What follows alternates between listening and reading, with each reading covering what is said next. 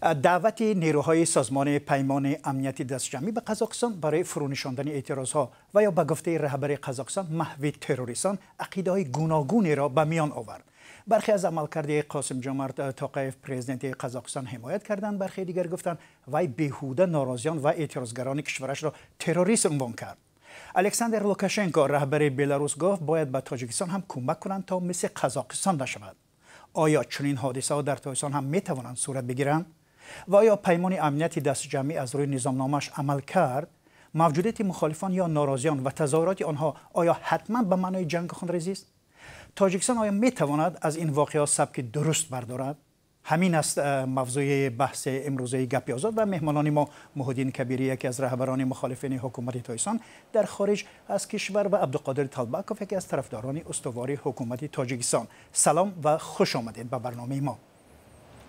سلام، درود بر شما. تحلیلگران در بین تاجیکستان و قزاقستان مانندی‌های زیادی می‌بینند، البته فرقیت‌ها هم جای دارند، ولی یک نکته که قاسم جمعت توقیف اشاره کرد این بود که مخالفان و فعالان سیاسی از خارج قزاقستان توانستند وضع را ناآرام کنند، مردم را به آشوب کشانند. جناب کبیری، در مورد مخالفین خارج از تاجیکستان نیز اکثرا عین چیز گفته می شود که آنها میخواهند ثبات را به هم زنند و حزبی را که شما سروری میکنید، نهضت اسلامی، را سازمان اکستریمیستی و تروریستی اعلام کردند. فکر نمی کنید اگر در تاجیکستان حادثه‌های شبیه قزاقستان سر زند، مخالفین را گناهکار خواهند کرد و سازمان پیمان امنیتی دستجمعی را دعوت خواهند نمود؟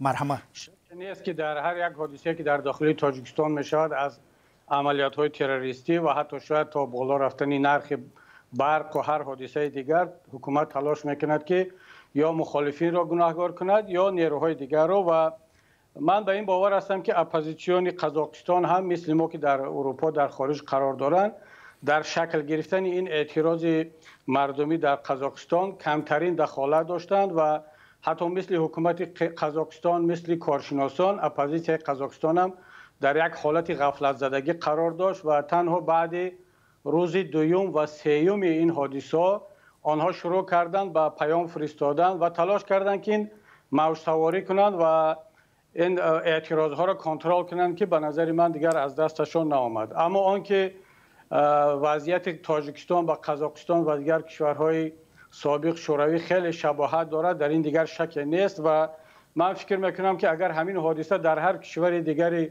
سابق شوروی رخ دهد، باز هم این کلوب دیکتاتورها یک بهانه پیدا خواهند کرد برای استفاده نیرو علیه مردم. سوال این است که آیا موجودیت مخالفان یک حکومت در خارج دلیل دعوت پیمان نظامی بوده میتواند؟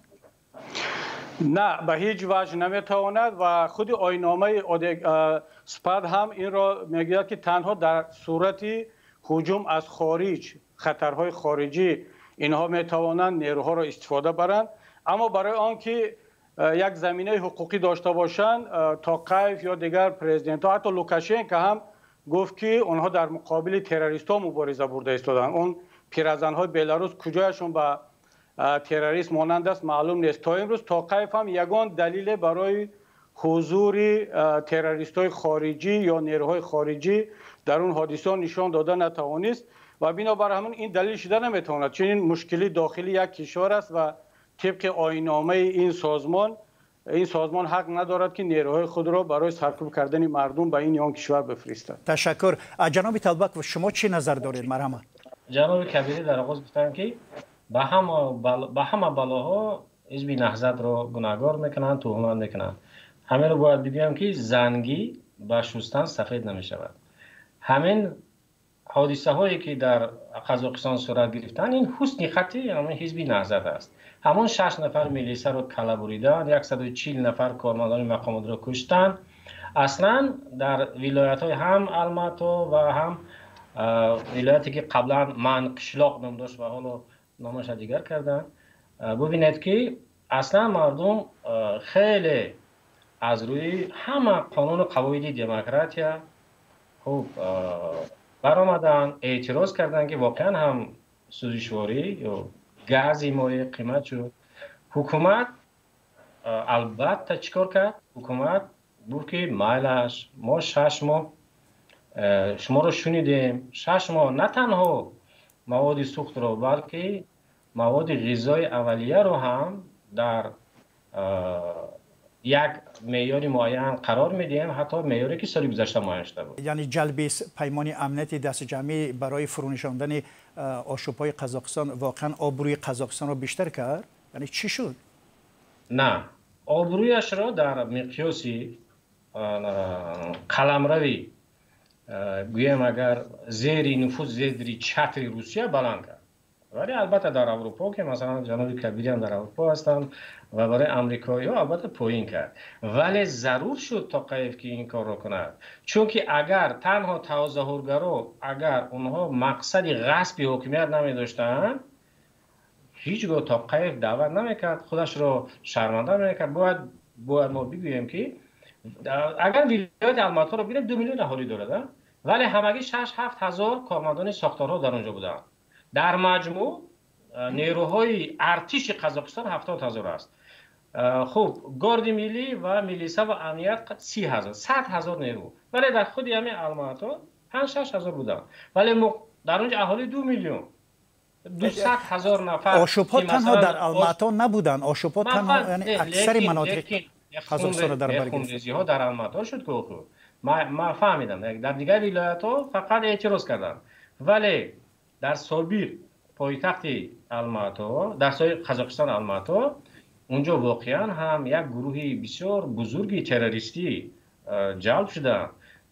در اومد دیگر ما همین مناسبت لیبرالی نظربایف نسبت حرکت‌های افراط‌گرایی به قول دوستی ما عبدوی رهنما من موافقم با اون کس، واقعا هم امکان داد که اونها عیناً سال 92 وقتی که ما دموکرات‌ها یا که دوستداران نیروهای دموکراتی برخواستیم و بعداً همین نهضت اسلام تشبث را به دست گرفت سال 92 و تاجیکستان رو با خون و خاک کشید، عیناً همین سناریو برای چی گفتم که حسن خطی نهضت اسلام است، حسن خطی همین افراطگران اسلامی است، عیناً در الماتا تکرار شد. یعنی که خود قزاقستان با یک ارتش و نهادهای انتظامی مجهز قدرت و توانایی نداشت که مشکل داخلش را حل کنه؟ نمیتوانست. چرا؟ 14 ولایت است در قزاقستان، همه شده 5,000 کارمندان ساختارهای نظامی بودند، ولی اهالی قزاقستان 2 میلیون. از همه ولایت‌های دیگر افراطگراها به الماتا ریختند، حدود 200,000 مقابل 3,000 نفر فرزند. تا قیف مجبور شد که به سپر مراجعت کند، به سازمان پیمان امنیتی دست جمعی مراجعت کند، چون که وقتی که کله‌بری شد فهمید که اینجا تروریسم بین المللی است و به همین خاطر اگر نه تا قیف هیچ وقت آبروی خود را نمیریخت و دعوت نمیکرد. درست گفته شما که در حقیقت هم آبروشون پایین شد وقتی که از بیرون نیرو دعوت کردن، ولی مجبور شد ترسی.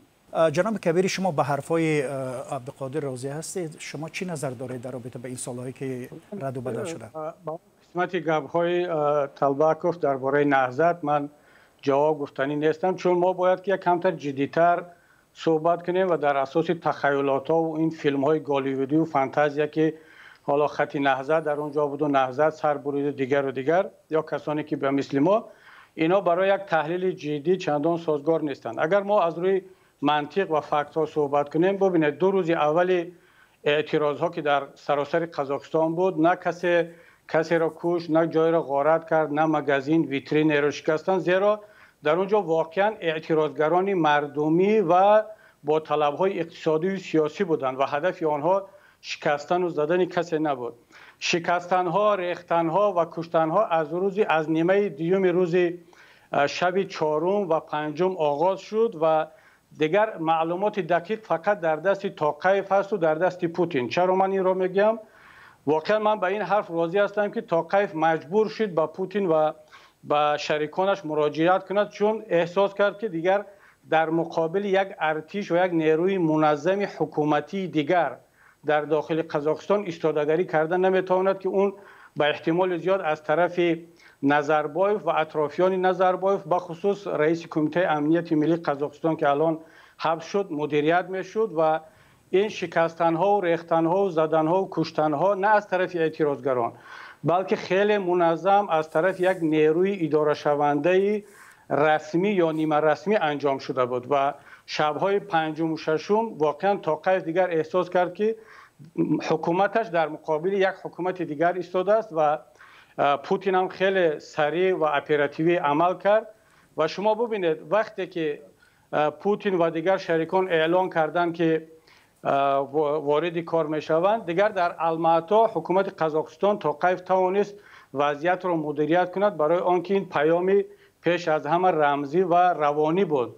یگان سلطت سرباز روسیه، تاجیکستان یا بلاروسیا و ارمنستان در یگان حادثه شرکت نکردند. فقط حضور آنها یک کمک روانی به توقیف بود که وضعیت را زیر کنترل بگیرد و بلافاصله رئیس کمیته امنیت و معاونینش را حبس کرد و آهسته آهسته ما شاهد اون فکت‌های بعدی خواهیم شد که در این حادثه‌های زدن و کشتن یک حکومت در داخل حکومت یا دولت در داخل دولت حضور داشت، نه کدام اعتراضگر، نه کدام نیروی دیگر. یک نکته خیلی مهم است اینجا، وزارت‌های قدرتی همه کشورهای سابق شوروی از آن جمله امنیت، تمام این گروه‌های جنایتی، گروه‌های رادیکال و گروه‌های نیم جنایتی را در زیر کنترل خود دارند که در لحظه‌های لازمی آنها را در فرانت یکم همیشه استفاده میبرند. همین در سالهای 90 در تاجیکستان بود، اینک در قزاقستان دیدیم که با مدیریت خود کمیته امنیت دولتی ملی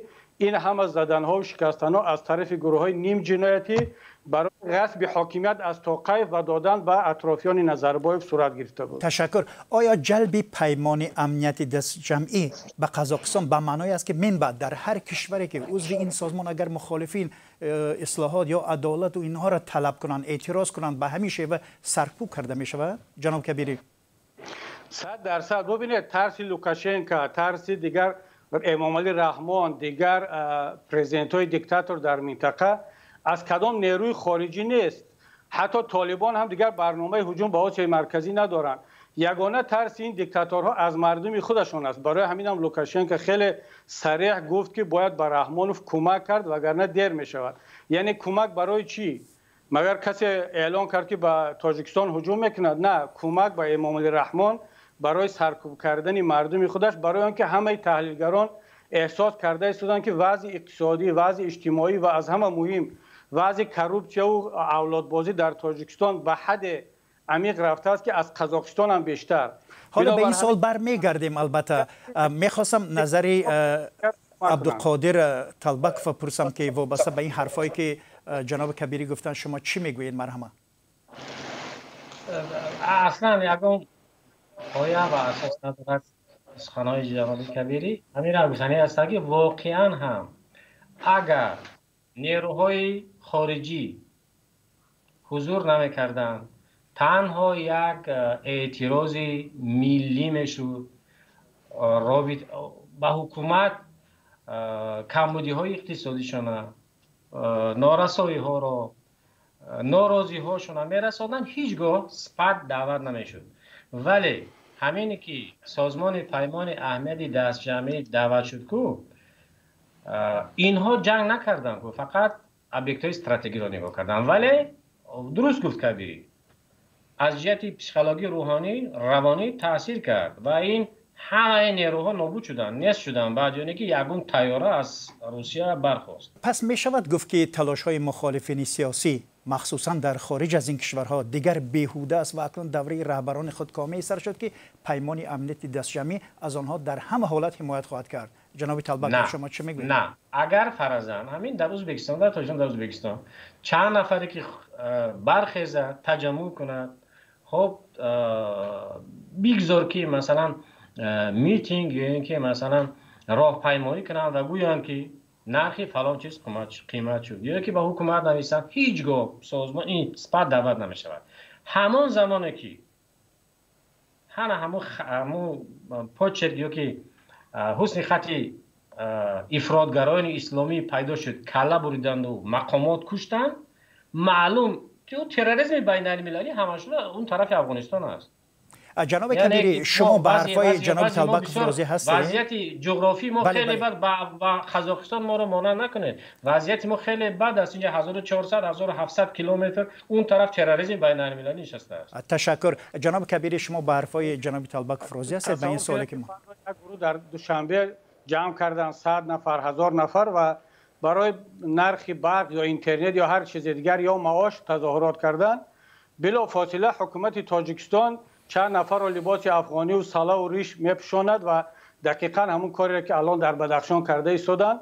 چند ویترین و مگزین را میشکند و میگوید که این کار تروریستا آمدند و نهضت یا گروه دیگر این کار را کرد و سرکوب میکند و حتما نیروهای سپاه را هم دعوت خواهند کرد. بنابراین من شک ندارم که اینها در آینده هم تلاش خواهند کرد که در همه گونه اعتراضهای مردمی یک صحنه سازی کنند که چند ریشدار و سلادار را باز با لباسهای افغانی بیارن و نشان دهند که یک هجوم خارجی در اینجا جا داشته است. بله جناب طلبکوف، شما به این حرفا چه میگویید؟ مرحمت. البته این گپای بپایه است، گپای جناب کبیری. هیچگاه فرضاً برای 4-5 نفر اعتراضگر ما 70 سمالیات از روسیه دعوت نمیکنیم. نیروهای انتظامی تاجیکستان خیلی قوی هستند، پور را تحت نظارت قرار دارد. افزای سیاسی کشور ما و ما افسرهای رزم دیده، جنگ دیده داریم و این روز خدا کند که نرساند ما را. و حالا هر دوی شما را دعوت میکنم به یک صحبت سری راهی همکاران ما که در دوشنبه نظری چند نفر را هم درباره دعوت نیروهای پیمانی امنیتی دستجمعی به قزاقستان پرسیدند. همراه میبینیم و با صحبت ما را ادامه میدیم.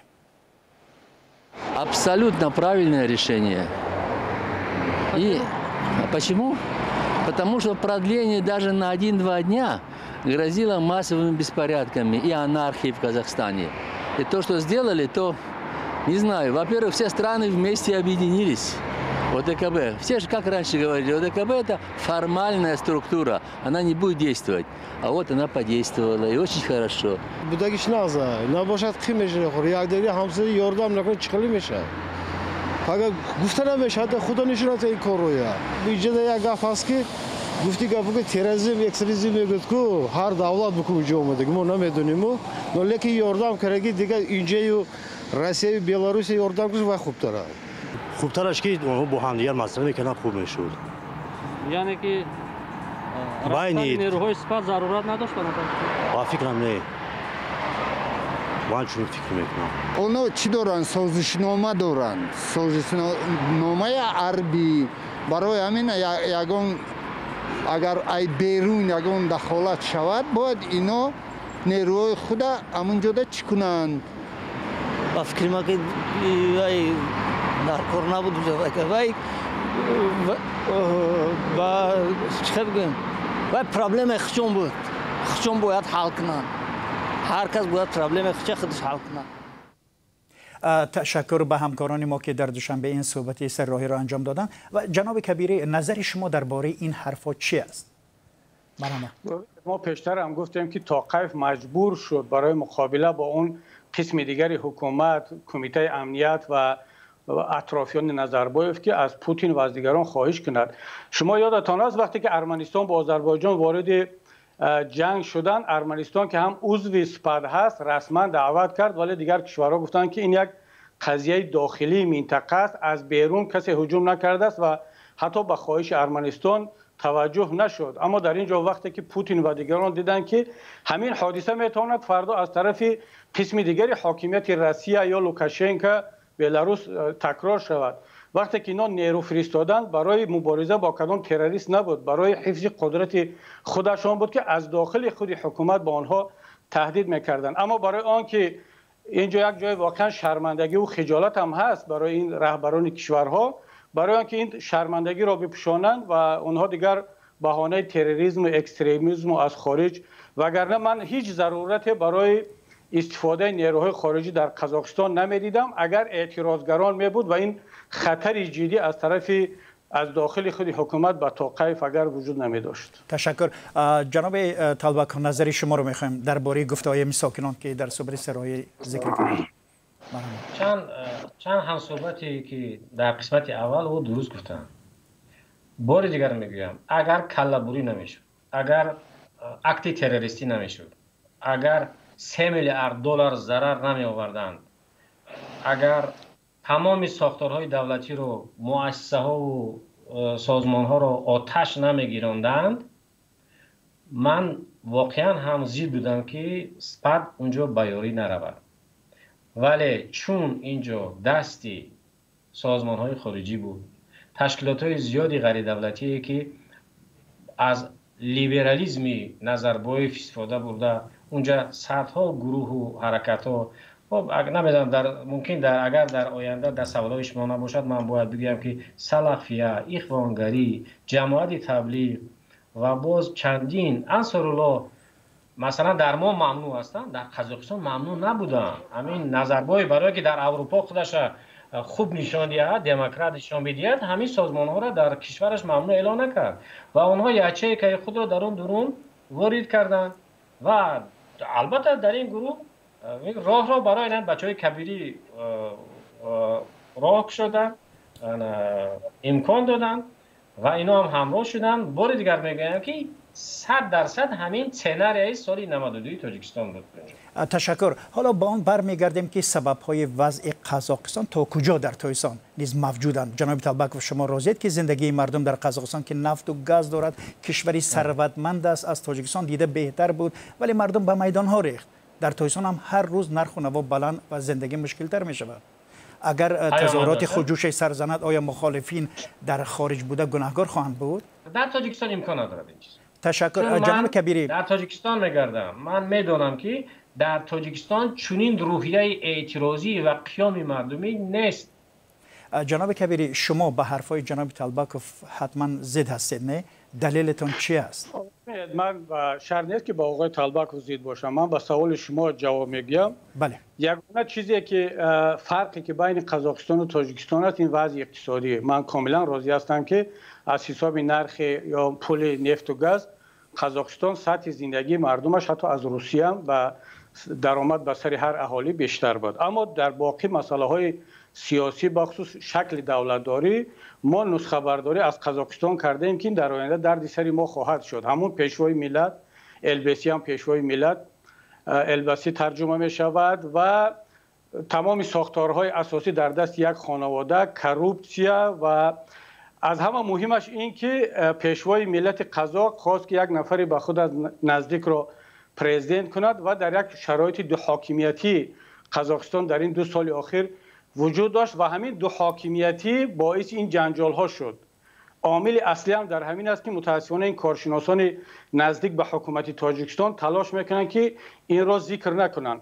در تاجیکستان هم امام علی رحمان به همین مدل دولتداری رفته ایستاده است. حالا خودش را پیشوای ملت اعلان کرد و همزمان رهبری دولت یا پرزیدنت هم هست و نیت دارد که دختر یا پسرش را به سر قدرت بیارد یک توقیف دیگر را. و الکی معلوم شد که این مدل دولتداری ناکام شد، شکست خورد. من فکر میکنم که درد سری اساسی رحمان در آینده این خواهد بود که باز کدام مدل دولتداری را باید فکر کند تا اینکه برای خود، برای فرزندانش و حاکمیت آیندهش یک ثبات و استواری را بیارد. اما اینکه این حادثات در تاجیکستان تکرار نخواهند شد این یک خیال خام است. وقتی که حادثه های بلاروس آغاز شد و تا جای به ناکامی پیچید، دیگران گفتند که در پهنای پسا شوروی تمام، دیگر یگان حادثه در هیچ کجای نشد. اگر این برای مردم قزاق عبرت میشد باید حادثه بلاروس میشد و آنه که الان سپاد وارد کار شد و مثلا جناب طلبکوف و دیگر طرفداران همین حکومت‌های دیکتاتوری دیگر طبل شادی میزنن که اکنون تمام هر کسی اگر عدالت خواهی کرد از طرف پوتین یا از طرف لوکاشنکو و دیگران سرکوب خواهد شد. این یک خیال خام است. وقتی که ملت خست دیگر هیچ کس پیش روی آنها رو گرفته نمیتونه. تشکر. و حالا توجه شما رو به این جلب میکنم که بر اساس رسمی برنامه گپ آزاد اشتراکچیان میتونن وابسته در دایره همین موضوعی که صحبتمون ادامه دارد به همدیگر سوال دید. جناب کبیری شما چی سوالی به طلبکوف دارید؟ مرحبا. اصلا من هیچ سوالی نداشتم با طلبکوف. چرا؟ برای آنکه با یک کتابخانه چی سوال میکنید؟ یگان مسئولیت دولتی ندارد که من از ایشان سوال بدیم که برای تکرار نشدن حادثه های بلاروس یا قزاقستان حکومت تاجیکستان چی عبرت میگیرد و بغیر از فکر سرکوب کردن باز چی برنامه‌های برای ملت دارد. اگر جناب طلبکوف بخواهد جواب دهد جواب بدهد، وگرنه من فکر نکنم صلاحیت داشته باشه. مرحمت عبدالقادر. این هم سوال بود هم جواب. من گمان نمیکنم که گپی هر سخنی که کسا گفتن خب البته از آن گفتن که خب مخالف هستن با این حکومت و از روی کینه و کدورت گفتن. من جواب دادن نمیخوام، ولی یک سوال من دارم. بفرمایید. جناب کبیری، چرا هرگاهی که ابرهای سیاه بالای تاجیکستان پیدا می شوند، حادثه قرقیزستان، حادثه بدخشان، حادثه قزاقستان، شما طبل شادی میزنید؟ اگر شما همچون رهبر یک حزب سیاسی دعوای قدرت دارید، دعوای دولتداری دارید، چرا میخواهید در ویرانه‌های تاجیکستان آماده قدرت کنید؟ برای چی گلی سری سبد رسانه‌های قرقیزی شدید، باز قزاقی شده ایستادید و باز حتی آماده اید که با چینگیز شرطنامه کنید و مهمش همین تاجیکستان بسوزد؟ یعنی با همین را شما میخواهید که دیلی مردم را به دست بیارید؟ این خطا نیست؟ ببینید، اون چیزی که شما دیدن میخواهید همون رو میبینید. شما ابر سیاه رو دیدن میخواهید، ابر سیاه میبینید. برای مثال من الان درباره آن که در بدخشان این حادثه های خونالود تکرار نشود بانگ خطر زده ایستادم. مردم بدخشان هم جزئی تاجیکستان است، مردمی تاجیک هستند. اونها چی لازم است که ارتش بکشد بالای مردم خود؟ کجای این طبل شادی است؟ برعکس ما آگاه کرده ایستادیم که شما این اشتباه را نکنید. اگر شما می روید مثلا ارتش میکشد به یک گوشه تاجیکستان، این نه جای شادی است نه جای خرسندی، بلکه یک فاجعه هست. چرا شما فکر میکنید که ما از این که در بدخشان مثلا آدم کشته می شود، مردم زندانی می شود، ما باید خرسند باشیم؟ حالا بیاید به سوال اساسی برگردیم به ادامه برنامه‌مون، یعنی که تاجیکستان باید از این واقعه چی سبق بردارد جناب طالبکوف؟ یکم، کروپسیا باید ریشه‌کن کرده شود. خش و تبارچگی عموما باید محو گردد. وضع اجتماعی مردم باید پیوسته در مد نظر سرور دولت باشد و حکومتش. برنامه‌های پیوسته در مورد بهبود بخشیدن وضع اقتصادی اجتماعی مردم باید صورت بگیرد.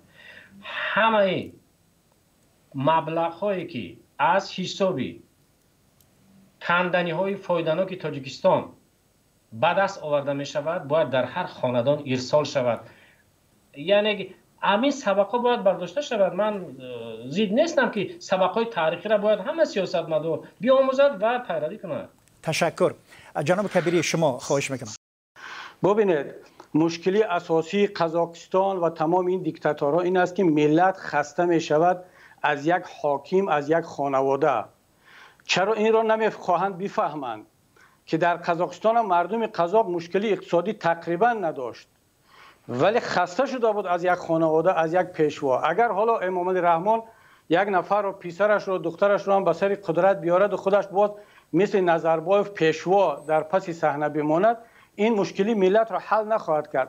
چرا ما درباره آن فکر نمی کنیم که از این عبرت بگیریم و ملت تاجیک هم حکومت هم اپوزیسیون بشینند سر میز و بگن که یک مرحله بعد از رحمانوفی رو چیکار باید کنیم؟ ملت تاجیک باید کجا برود؟ یعنی شرط نیست که یک آدم یا در شکل پیشوای ملت یا پرزیدنت یا نمیدونم رئیس شورای امنیت تا آخر باقی بماند. خدمت را کرد، مهنت را کرد، تشکر، هزار رحمت، با آب روی محمدی بره و به یگان خب دم بگیر، استاد دانشگاه شو. آیا شرط است که تا آخری حیات خودت و خانواده در سر قدرت بمانی؟ مردم آگاه، ملت بیدار کسی هم نباشد. قزاق، بلاروس، تاجیک خسته می شود چون این را نمیخواهند بفهمند، یا حتی اگر بفهمند هم میترسند به زبان بیارن. بعد دلیل های گوناگون گاه از قذافی و گاه از عرب و گاه از بلاروس میارن، ولی بشر در همه جا بشر است. انسان در افریقا هم همون انسان است، در آسیا هم در امریکا هم. از یک حاکمیت، از یک خانواده خسته میشوند. اگر این نکته را درک کردیم، رحمانوف درک کرد، جناب طالبکوف درک کرد، من درک کردم، ملت درک کرد، پس یک میز میشینیم برای مرحله بعد از رحمانوفی یک خریطه راه میکشیم که ملت چگونه آزاد، آسوده در صلح و آسایش زندگی کند. تشکر زیاد و حالا به پایان برنامه میرسیم. امیدواریم این بحث سازنده بود. سپاس که با احترام به اندیشه همدیگر صحبت کردید. برنامه ما به آخر میرسد و مهمانان ما محی‌الدین کبیری رئیس پیمان ملی و حزب نهضت اسلامی، دو سازمان ممنوع در تاجیکستان، و عبدالقادر طالبکوف رهبری کتابخانه لاهوتی شهر دوشنبه از فعالان جامعه تاجیکستان بودند. تشکر زیاد. و بینندگان گرامی، اگر پیشنهادی دارید و میخواهید یگان مسئله در این برنامه بررسی شود نویسید. ما منتظر هستیم تا دیدار در برنامه دیگر. من میرزا نبی خالقزاد بودم. خداوند نگهدار.